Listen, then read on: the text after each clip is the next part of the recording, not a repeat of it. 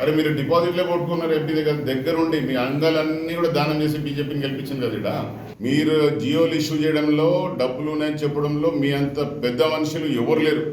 అబద్ధాలు చెప్పాలంటే ఫ్యాక్టరీయే మీది. కాంగ్రెస్ కోటేది, అరే టీఆర్ఎస్ కోట ఏమైనా అడగాలి కదా, కాంగ్రెస్ కోటేదని ప్రచారం చేస్తున్నారు కదా. నీ సూచనలు వద్దు, నీ సలహాలు వద్దు, నువ్వు అట్లా అరుచుకుంటూనే ఉండు, మేము చేసుకుంటూనే పోతాం.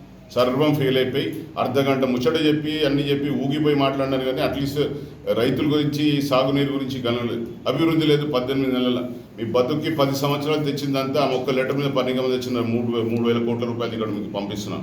3,000 కోట్ల రూపాయలు పంపించడంతో పాటు 2,500 కోట్ల రూపాయలు ఈ ప్రాంతంలో 1,30,000 ఎకరాలకి పనికి వచ్చేలా ఈరోజు పనులు మొదలైనవి. మీరు ఐరన్ లెగ్లో ఒక ఐరన్ లెగ్ పెట్టినని ఖచ్చితంగా అంటున్నాను.